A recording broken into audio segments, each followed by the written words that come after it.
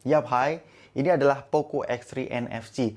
Pertama, dari penamaannya aja, menurut saya kepanjangan ya. Ternyata di brand sebelah, yaitu Realme, ini pernah menggunakan nama X3 ya, yaitu Realme X3. Dan di sini mengapa Poco menambahkan embel-embel NFC di belakangnya. Tetapi untuk penamaan menurut saya tidak penting untuk sebuah smartphone. Yang penting itu adalah apa yang ditawarkan oleh smartphone-nya itu sendiri.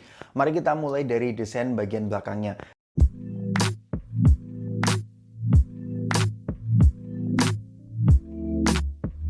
Jadi desain bagian belakangnya ini sudah dibekali dengan finishing glossy. Ini bahannya polikarbonat ya teman-teman. Untuk frame yang mengelilingi HP ini sudah menggunakan aluminium. Dan karena framenya itu dikelilingi oleh aluminium, maka memang feel dari genggaman Poco X3 NFC ini terasa solid. Walaupun tidak sepremium flagship ya, karena bagian belakangnya ini masih polikarbonat. Dan kalian bisa melihat desain dari bagian belakang ini warnanya shadow grey. Ini yang saya pilih karena lebih elegan saja dibandingkan dengan warna satunya cobalt blue. Dan ada tulisan Poco di bagian tengah bawah ya, dan ada pattern di bagian tengah ini menjuru ke atas. Dan menurut saya ini untuk patternnya cukup menarik, tetapi tulisan Poco menurut saya ini cukup norak, sehingga saya lebih memilih untuk polos ya, untuk kesan yang elegan. Dan untuk portnya di bagian samping kanan ini ada volume rocker dengan power button yang sudah mendukung fingerprint ya. Ini side mounted fingerprint. Untuk kecepatannya ya cukup cepat, tetapi bukan yang paling cepat. Dan mode fingerprint di sini tidak harus ditekan, tetapi disentuh saja sudah terbuka. Dan di bagian samping kirinya ada SIM tray yang sudah mendukung hybrid. Either kalian menggunakan dual SIM atau satu SIM plus expandable storage-nya sudah mendukung micro SD. Dan di bagian bawahnya ini tidak lupa ada USB Type-C dengan pengecasan 33 watt, dan ada speaker grill plus ada 3,5 mm headphone jack. Dan tidak lupa di bagian atas ini sudah menyematkan air blaster. Ya, ini cukup menarik untuk mengganti AC. Kadang-kadang fitur ini terlupakan oleh beberapa smartphone brand lain, tetapi untungnya Xiaomi masih menjaga tradisi air blaster ini sampai ke sub brand Xiaomi lainnya, yaitu Poco X3 NFC ini, which is nice. Dan di bagian atas ini ada, kemarin dari kalian tanya, ini speakernya stereo speaker ya, ini sudah mendukung stereo speaker. Dan untuk speakernya menurut saya suaranya juga cukup bagus. Ini cukup keras ya, stereo speaker memang jauh lebih bagus dibandingkan dengan mono speaker. Tetapi pada saat volumenya itu 100%, maka sedikit ada distorsi. Biasanya saya 80 atau 90%. Kalau kalian penasaran bagaimana kualitas dari suara stereo speakernya, ini dia.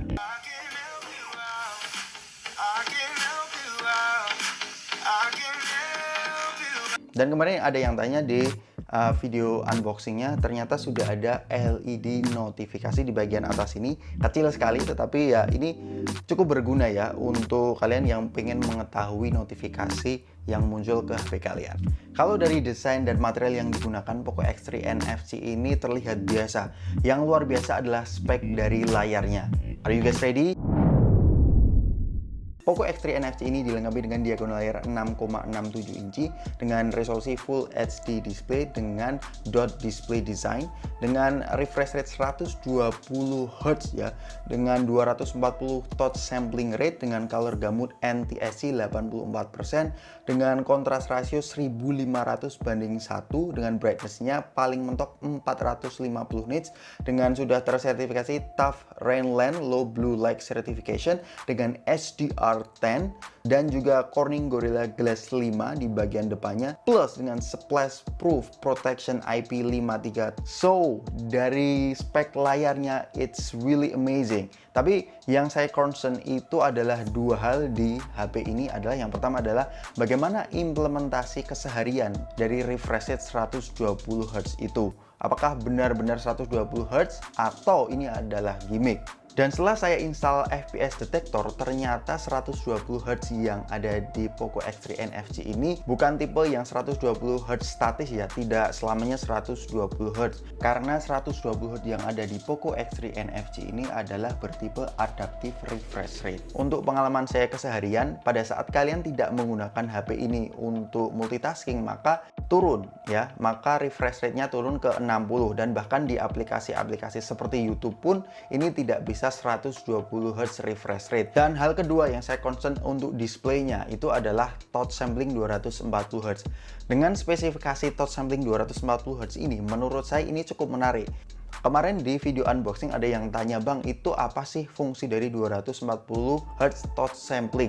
Jadi fungsi dari 240 Hz touch sampling ini lebih kepada responsivitas layarnya. Pada saat kita menyentuh layar itu sendiri, maka responnya cepat sekali.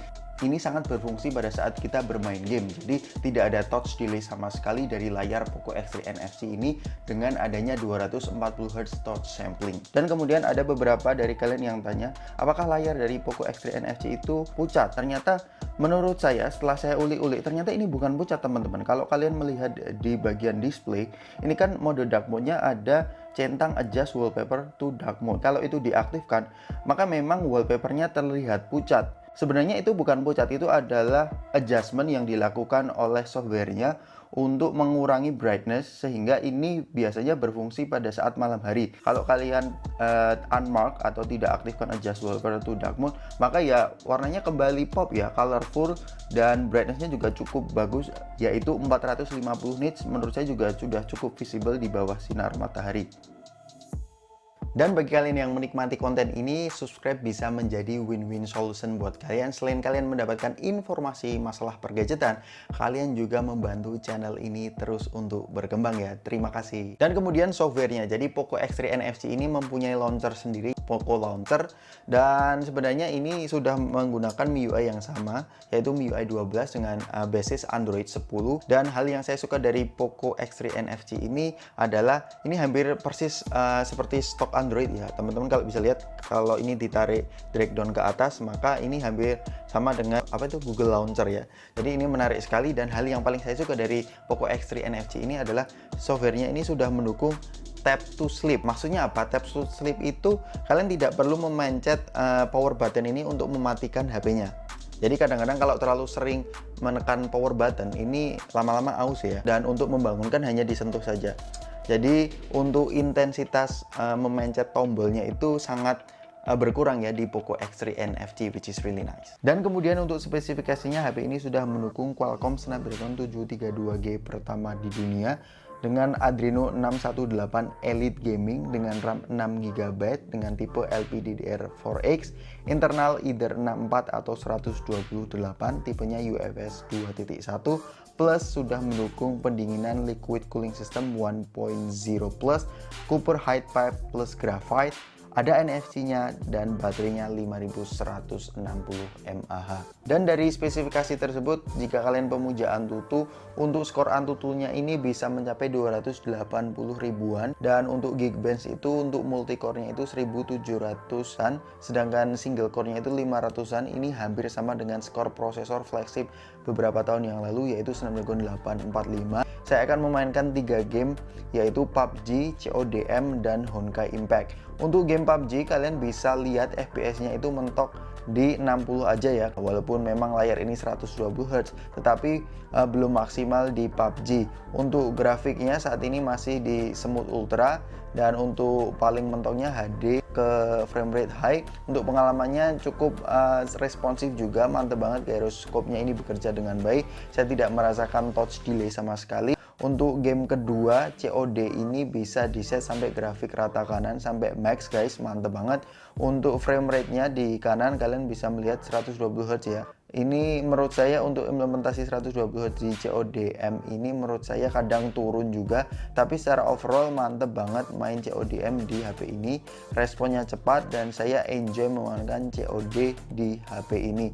Dan untuk game terakhir adalah Honkai Impact. Untuk Honkai Impact ini frame rate-nya ini 120 Hz, tapi untuk perasaan saya 120 Hz Honkai Impact di HP ini tidak sama dengan 120 Hz di HP-HP flagship ya. Kadang-kadang jika kita menggunakan special skill memang kadang-kadang turun di 50 fps, ini normal. Dan overall untuk bermain game memang untuk kelas mid range kita tidak bisa berekspektasi seperti flagship, tetapi menurut saya secara overall ya ini untuk bermain game menarik sekali, karena untuk bermain game bukan 120 Hz nya yang bekerja secara maksimal, tetapi justru 240 Hz touch samplingnya, yang mana responsifnya itu jauh lebih cepat dan akurat. Dan untuk suhu HP ini jika kita gunakan untuk bermain game dalam jangka waktu yang cukup lama, ini tidak panas ya, ini hanya hangat biasa. Ini mungkin karena ada 3 jenis cooling system yang ada di HP ini lumayan bekerja. Dan tadi saya sudah bilang bahwa HP ini terasa tebal itu karena baterainya ini mendukung 5160 mAh dengan dukungan fast charging 33 watt. Ini 0 sampai 100 ini diklaim sekitar 65 menit. Dan kemudian pengalaman saya untuk screen on time yang saya dapatkan ini ya sekitar 8 jam loh. Ini impresif sekali, tetapi catatan pada saat saya menggunakan screen on time sampai 8 jam ini saya tidak memasangkan SIM card sehingga tidak ada upaya HP ini untuk mencari sinyal. Dan untuk kameranya kita bahas dulu bagian depannya. Ini menggunakan punch hole display dengan resolusi 20 megapiksel, dan hasil dari Poco X3 NFC ini kamera depannya ini saya impress dengan potretnya, ini cukup rapi cutting edge-nya, dan untuk skin tone-nya ini ada sedikit efek beautify, ini wajar, tetapi overall memang kamera depannya cukup bagus. Dan berikut adalah hasil video dari kamera depan Poco X3 NFC. Dan untuk perekaman video kamera depannya ini 1030 ya, Full HD resolusinya. Gambarnya ya menurut kalian gimana? Ini biasa banget sih, ini masih shaky ya, terlihat ya. Kalian gimana nih? Saya jalan nih, coba lari ya, tambah shaky ya, udahlah nggak ada voice nya kok, ya udah. Sedangkan untuk kamera belakangnya ini dibekali dengan quad kamera setup dengan resolusi 64 megapiksel untuk lensa utamanya dan 13 megapiksel untuk lensa ultra wide, dan 2 megapiksel yang lain itu biasa, makro dan depth sensor. Untuk hasil fotonya menurut saya juga lumayan. Ini untuk white balance-nya ini oke, dan range-nya ini cukup luas, tapi terkadang hasilnya sedikit over sharpening ya, sedikit. Dan untuk low light-nya ini it's doing really fine. Di pencahayaan malam yang memadai ini cukup mengenhance hasil akhirnya, tetapi di ultra wide ini tidak ada mode low light-nya. Ini mode perekaman Full HD 60 fps ya, karena ini tidak ada OIS tapi hanya mendukung ACE ya. Gimana menurut kalian, stabil nggak? Coba saya lari.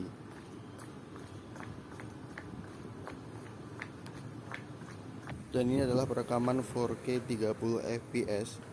Kalau di layar sih ada sedikit efek ini ya, sedikit efek apa ya, juggling gitu nggak sih? Karena ya memang ini tidak ada OIS-nya sih. Jadi di bagian pohonnya itu terlihat agak sedikit semi shaky gitu nggak sih? Tapi ada ACE-nya ya. Kalau saya mending OIS sih, karena optical itu berarti hardware-nya memang sudah mendukung ya. Tadi jalan, sekarang lari, lebih terlihat agak shaky sih. Dan ada mode yang menarik yaitu clone. Ini bisa digunakan untuk foto atau video. Jadi kesimpulannya Poco X3 NFC ini dari apa yang Poco tawarkan ini untuk kelas mid range ini menurut saya adalah paket komplit, seperti sudah mendukung 120Hz refresh rate, 240Hz touch sampling rate, sudah stereo speaker pula, ada air blaster plus baterai yang besar dan kamera yang cukup bagus. Ini menurut saya merupakan paket komplit di kelasnya ya, di kelas upper mid range. Jadi menurut kalian gimana Poco X3 NFC ini? Dan saya mungkin penasaran juga bagi kalian yang sudah membeli Redmi Note 9 Pro ini. Saya sebenarnya pengen membandingkan antara kedua device ini, dan kita akan lihat saja perbandingan kedua HP ini di video mendatang. Jadi bagi kalian yang penasaran dengan perbandingan kedua HP ini, kalian bisa subscribe channel ini, dan sampai ketemu di video selanjutnya. Peace out.